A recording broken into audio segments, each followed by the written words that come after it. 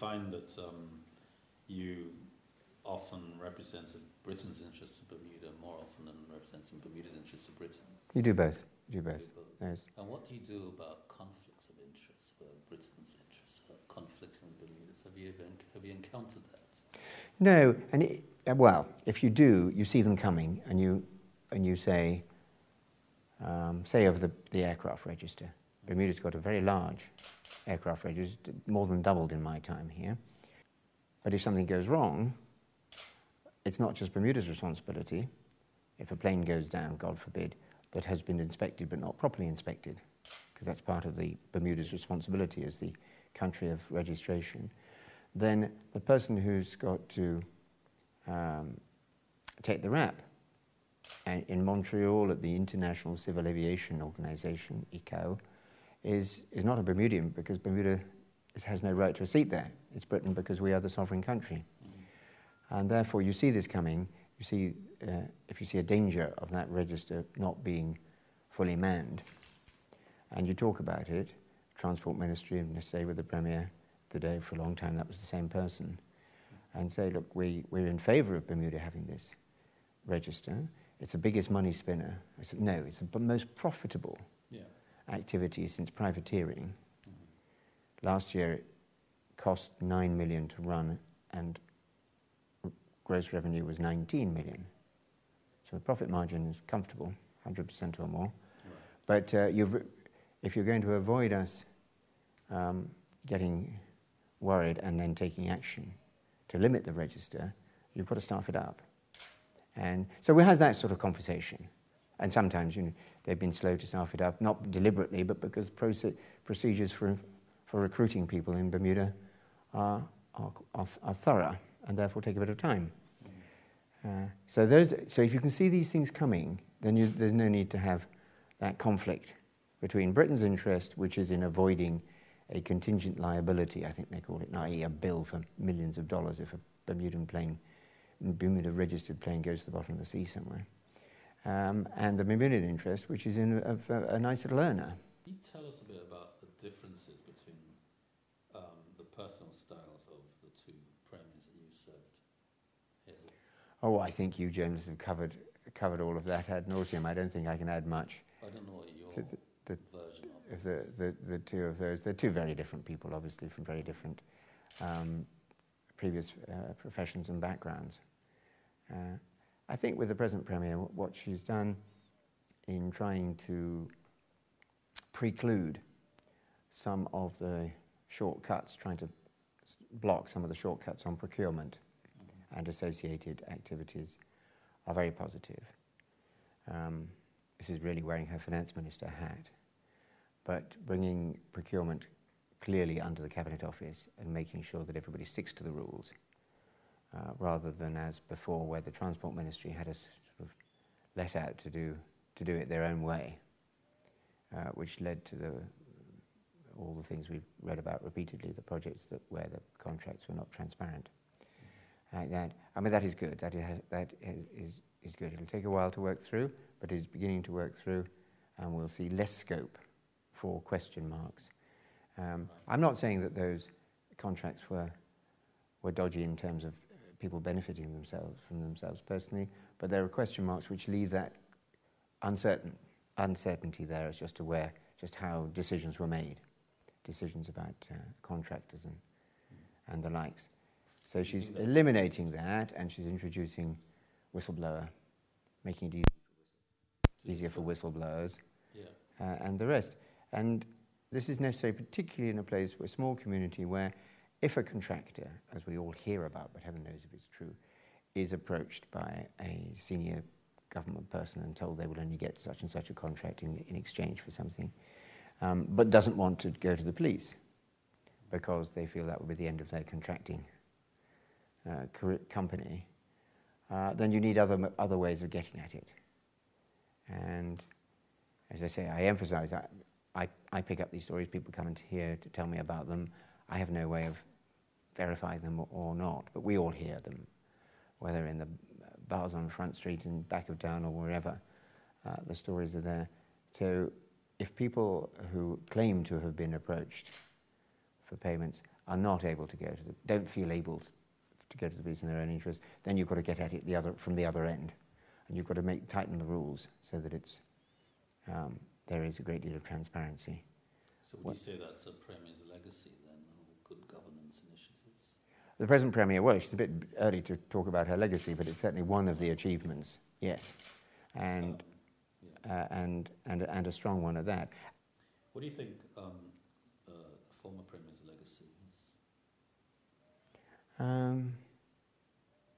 I'm not sure. I think other people are better judge on that. There was a level of self-confidence that he spread around people. That may be important in the longer run, whether that spread confidence to some parts of Bermuda. But I'm not the best person to ask on that. Self-confidence? Well, his own self-confidence. Okay. Is something that probably rubbed off on some people, and increased self-confidence where it was needed to increase. I mean, off the top of my head, I would say that was, I think that's what people are hinting at, those people who still hold a candle for him. Do you like doing business with him? I could work quite well with him. Mm-hmm. Obviously, the whole Uyghurs business changed was a big obstacle when that came, but that was nearly 2 years into my time here. And even after that, there were other things we could work on. It was only a few months after that that the Bermuda played host to the Queen. And the then Premier and the then Cabinet Secretary were extremely good and very hospitable, were the perfect hosts during that visit. And there were not any knock-on effects from the row that we'd had in June 2009 over the Uyghurs, when it came to the visit of the Queen in November. But how did it change? How did your working relationship change generally? Well, I mean, he'd gone behind the backs. Right. He'd broken the Constitution, gone behind the back of the British government, gone behind the back of his own cabinet, but that wasn't my affair. That was for his own party to sort out. And that, you're bound to be more guarded after that. Were you surprised at the escalation of violent crime, gang behaviour that occurred during your tenure? Yes, I think we were all surprised by what started in, where are we, 3 years ago exactly, May 2009. And then there was a little bit of a lull after those 2 shootings on a Friday and a Saturday until December, or November, December, late in the year, and it really got going. And then early 2010 was pretty dire. I'd be amazed if anyone said they were not surprised. I think we were all surprised because we knew that the gangs were there, we knew that the drug dealing was the basis of their activities, but we had little premonition that they were going to start shooting each other the way they did. So well, yes, Dr. it was Brown said, as you probably read, he said he saw it coming and he asked you for help. He asked my predecessor and suggested, predecessor. yeah, he suggested my predecessor to bring in a whole lot of policemen from New York. Mm-hmm. Well, since that time, the Bermuda police and other authorities here have taken a lot of lessons from handling gang activities in Boston, New York. Yeah. Not sure they've been to Los Angeles, but they've been read about Los Angeles. And they've talked to the FBI as well as the police in New York and Boston. And the anti-gang task force that's working here and has taken a good deal of its input from there. That is different from using American police with their very different legal base and their very different set of laws to which they're working. And so what we did instead with the police was to bring in a fair number of British policemen, most of them just retired, but specialising in violent crime. And not long after David Murfield, I don't know if you've met David, the Assistant Commissioner, he was in charge of these things in Birmingham, UK, as Senior Superintendent, when there was a horrendous black-on-black gang warfare and murder rate, and on his watch it came right down. So he came in as well. And these people didn't work separately, worked with the serious crime people of the Bermuda Police Service and started sorting out strong enough cases for the shootings to go to court. And that's what started to happen. And in the last 2 years, I think, pretty well 2 years, there have been something like 25, 26 gun crime trials, 20 of which have resulted in convictions. What does it feel like being governor of one of the last remaining colonies of Britain? Because that's what it is, whether you call it British Overseas Territory or whatever, it's still a colony, isn't it? Does it feel a bit odd? Well, I think it's bound to. In the 21st century, no one's holding on to bits of overseas territories because they want to. At least I hope they aren't in this day and age. But we, unlike one or two other European countries, are not going to shed them if they don't want to leave the fold.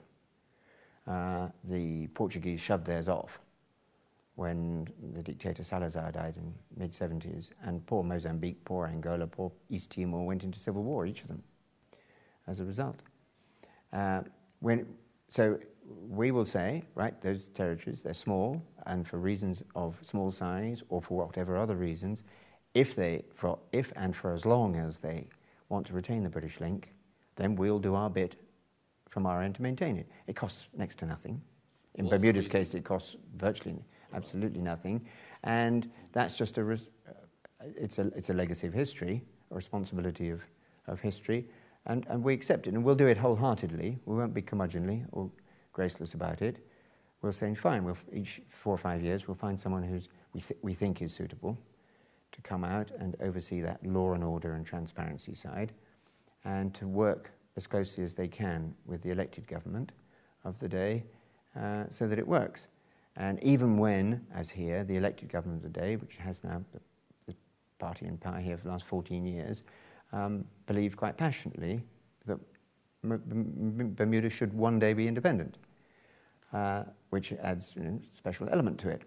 But that's fine, because if and as and when they persuade the majority of Bermuda to say unambiguously that's what they want, then fine, we'll negotiate the independence they seek. But I stress, we're not going to force that issue either way, because we don't think that's the grown-up way of dealing with a very grown-up population, which has evolved in its ideas, and even if you only put it back to the time of full emancipation, or say put it back to the beginning of the present constitution, that's 44 years, and that's a lot of time. And Bermuda's grown up, is a fully grown up country which can decide for itself how it wants that future to be. And so in the meantime, of course, it's an unusual, internationally an unusual position to still have an overseas territory colony, call it what you will,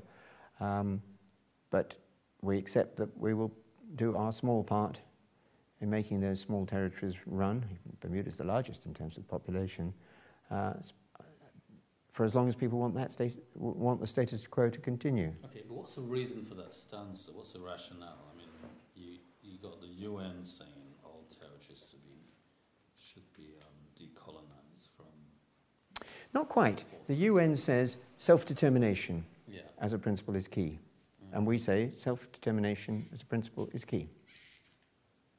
And self-determination can include a determination to keep yourself in the fold of a bigger country, or linked to a British country. Now, in the case of Gibraltar or Falkland Islands, it's clear why they're doing it, because if they weren't, they'd be taken over. Right. In the case of Gibraltar, we have a reason for Britain not saying, look, you guys are old enough now, you should go independent. We don't necessarily want this contingent liability. Because that would be patronising. Is that the reason why Britain has that stance? Yeah, that would be patronising. We don't want to patronise Bermuda. We won't patronise Bermuda. We'll say, Bermuda, you're grown up, you take that decision.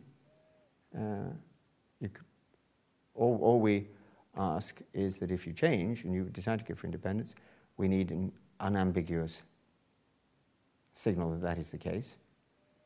And then away we go.